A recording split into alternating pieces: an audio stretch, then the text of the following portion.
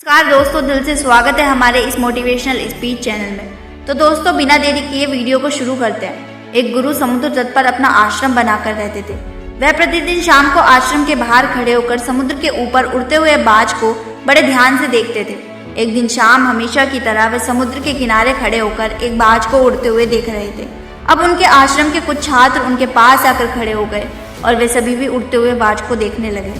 कुछ देर तक बाज को देखने के बाद एक छात्र ने पूछा, गुरुदेव, आप हर शाम इन उड़ते हुए पक्षियों को क्यों देखते हैं? शिष्य का यह प्रश्न सुनकर गुरुदेव कुछ देर तक चुप रहे। फिर अचानक उन्होंने कहा कि जिंदगी में कुछ बनना है तो बाज बनना होगा, कभी भी तोता ना बने, क्योंकि तोता बहुत बोलता है लेकिन कभी ऊंचा नहीं उड़ पाता, लेकिन बाज हमेशा शांत रहता है, लेकिन उसमें आसमान छूने की भी क्षमता होती है। गुरु ने आगे कहा, आज मैं तुम्हें बाज के जीवन की 7 ऐसी बातें बताऊंगा जो हर मनुष्य को बाज से सीखनी चाहिए। इन 7 बातों में जीवन की एक बहुत बड़ी सीख छुपी है। पहली सीख, एकाग्रता। बाज को जब भी शिकार करना होता है तो वह एक बार अपना शिकार जरूर तय करता है, फिर वह हर किसी अन्य शिकार को नजरअंदाज कर देता है। शिकार का आकार उससे छोटा या कई गुना बड़ा होता है। एक बार शिकार का चयन करने के बाद उसकी हर गतिविधि पर बारीकी से नजर रखी जाती है। यदि किसी मछली का शिकार करना है तो वह समुद्र की हर मछली को अपना शिकार नहीं बनाता, बल्कि यह एक ही मछली को अपना शिकार बनाता है। फिर वह उसकी हर हरकत पर नजर रखता है कि वह सतह पर कब आती है और कितनी देर तक वहां रहती है। ठीक उसके बाद कितनी देर तक वह पानी के ऊपर छलांग लगाती है। जो कुछ भी शिकार के कामों को आसान बना सकता है वह उसे बहुत ध्यान से देखता रहता है। इससे हमें यह सीखना चाहिए कि 10 अलग अलग लक्ष्यों पर अपनी ऊर्जा बर्बाद करने के बजाय हमें पूरी एकाग्रता के साथ एक लक्ष्य पर ध्यान केंद्रित करना चाहिए और उस लक्ष्य के बारे में जितना संभव हो उतना सीखना चाहिए। और इस बात का भी ध्यान रखना चाहिए कि उस लक्ष्य को प्राप्त करने में क्या चुनौतियां आने वाली हैं और हम उन चुनौतियों को कैसे आसान बना सकते हैं। हमें इन सब बातों को जानना चाहिए। दूसरी सीख, बाज हमेशा ऊंचा और अकेला उड़ता है। बाज कभी गोरैया, कौवे या छोटे पक्षी के साथ नहीं उड़ता। बाज या तो बाज के साथ उड़ता है या अकेले उड़ता है। यह हमें सिखाता है कि छोटी सोच वाले लोगों से दूर रहें, या तो बड़ी सोच वाले लोगों के साथ रहें या फिर अकेले रहें, क्योंकि जिस तरह के लोगों के साथ हम रहते हैं वही अंततः वही बन जाते हैं जो हम हैं। इसलिए हमेशा अच्छे लोगों की संगति चुनें, नहीं तो आप अकेले रह जाएंगे, क्योंकि यही वह समय है जब हम खुद को बेहतर तरीके से जान पाते हैं। तीसरी सीख, अपनी सीमाओं से ऊपर उठें। जब भी मौसम खराब होता है या बारिश या तूफान आता है तो हर पक्षी अपने घोंसले की ओर उड़ जाता है और छिपने की जगह ढूंढ लेता है, लेकिन बाज ऐसा कुछ भी नहीं करता है। यह अपनी ही सीमाओं को तोड़ने और बादलों से ऊपर उड़ने की कोशिश करता है। वायु उसे थपेड़े मारती है, उसके पंख भारी हो जाते हैं, पानी और धूल के कारण उसे कुछ भी दिखाई नहीं देता है, लेकिन फिर भी वह आकाश की ओर उड़ता रहता है और अंत में बादलों से ऊपर उड़ता है। वह तब तक उड़ता रहता है जब तक कि मौसम बदल नहीं जाता। बाज सीमाएं तोड़ने में सक्षम इसलिए होता है क्योंकि मुसीबत आने पर वह घबराता नहीं है, उससे ना तो डरता है, उससे भागने की कोशिश नहीं करता, बल्कि सकारात्मक सोच के साथ उसका सामना करता है। इससे हमें यह सीख मिलती है कि जीवन में कोई भी समस्या आए तो उससे भागना नहीं चाहिए, उनसे बचने की कोशिश ना करें, बल्कि अपनी आंखों से समस्याओं का सामना करें और तब तक उनका सामना करें जब तक वह समस्या पूरी तरह खत्म ना हो जाए।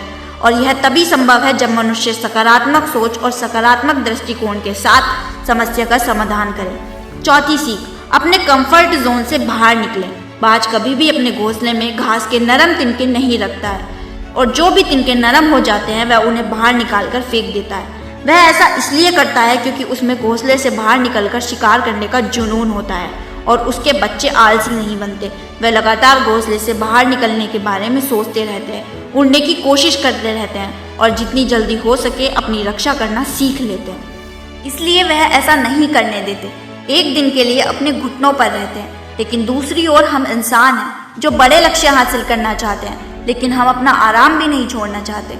हम हर दिन अपना सर्वश्रेष्ठ प्रयास करते हैं अपने घर, अपने कमरे और अपने जीवन को और भी अधिक आरामदायक चीज़ों से भरने के लिए, और हम अपने जीवन को और अधिक आरामदायक बनाने के लिए सब कुछ करते हैं। हम आराम को महत्व देते हैं। जीवन में बाज हमें एक सबक सिखाता है कि अपना आराम छोड़ो, क्योंकि जहाँ आराम है वहाँ विकास नहीं होता है। खुद को हर दिन थोड़ा कठिन समय से गुजरने दो, क्योंकि यही वह है जो हमें मजबूत बनाता है और जीवन में आगे बढ़ाता है। पांचवी सीख, बाज कभी भी मरा हुआ शिकार नहीं खाता, वह हमेशा जीवित शिकार का शिकार करता है। इससे हमें यह सीख मिलती है कि हमें कभी भी अतीत में नहीं रहना चाहिए। अपने अतीत में किसी को अपना अतीत लेकर नहीं घूमना चाहिए। मन में सफलताएं और असफलताएं, हमारा अतीत मर चुका है, अब ये कभी वापस नहीं आएगा। इसलिए अपने मृत सड़े हुए अतीत के विचारों पर ध्यान ना दें और अपने आने वाले नए जीवन पर ध्यान केंद्रित करें। अपनी पुरानी यादों को छोड़ दें जो आपको परेशान करती हैं, क्योंकि वे अतीत हैं। जो अतीत में है ऐसे वर्तमान में ना लाओ, क्योंकि एक बार जब आपका अतीत आपके वर्तमान में आ जाता है तो आपका अतीत कभी भी आपको वर्तमान में जीने नहीं देगा। भले ही अतीत में आपके साथ कितना भी बुरा हुआ हो, वह मर चुका है। इसलिए उस बाज की तरह बनो जो कभी भी मरी हुई चीज़ों को नहीं खाता। छठी सीख, साहस। ऐसे अकेले जाने के लिए बाज हमेशा अकेले ही शिकार करता है। शायद उसे भी पता है कि भीड़ हिम्मत तो देती है, लेकिन हमारी हिम्मत छीन भी लेती है।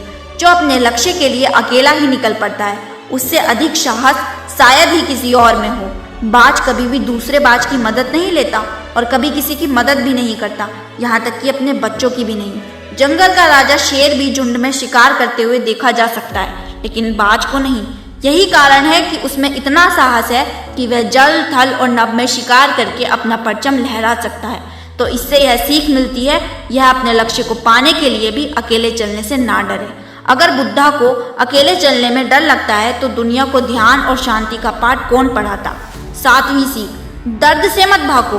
फाल्कन लगभग 70 साल तक जीवित रहता है, लेकिन 40 साल के भीतर उसका शरीर बूढ़ा हो जाता है। उसके शरीर में नाखून गड़ जाते हैं, पैर, पंख उसके शरीर में चिपक जाते हैं, उसकी चोंच मुड़ जाती है, उसका शरीर भर जाता है। ऐसी स्थिति में शिकार वह तो उड़ने की स्थिति में भी नहीं हो पाता है। अब उसके पास केवल 2 ही विकल्प हैं। पहला, या तो वह अपनी स्थिति स्वीकार कर भूख से मर जाए या किसी अन्य जानवर का शिकार बन जाए। दूसरा विकल्प यह है कि वह 6 महीने की बेहद दर्दनाक प्रक्रिया से गुजरे और खुद को फिर से मजबूत बनाए। लेकिन बाज तो है ही बाज, यह दूसरे विकल्प को चुनता है। इसके लिए वह खुद को एक ऊंचे और एकांत पहाड़ पर ले जाता है, जहां वह पहले अपने विचारों के साथ अपने सभी पंखों को काट देता है और उन्हें दूर फेंक देता है। फिर चट्टान को लात मारता है और उसके पंजे तोड़ देता है।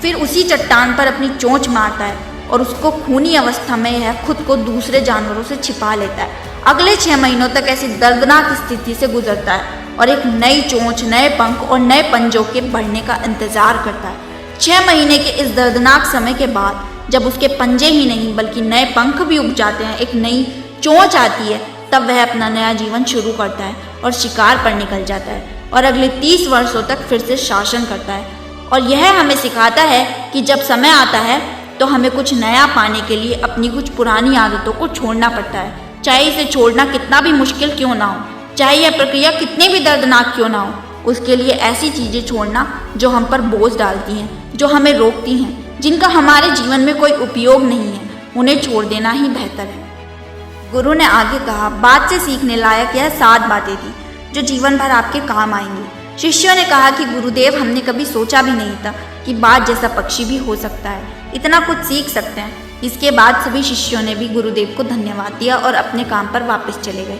दोस्तों, मुझे उम्मीद है कि आपको इस कहानी से बहुत कुछ सीखने को मिला होगा और यह कहानी भी आपको अच्छी लगी होगी। अगर अच्छी लगी हो तो वीडियो को लाइक और चैनल को सब्सक्राइब कर दीजिए। धन्यवाद।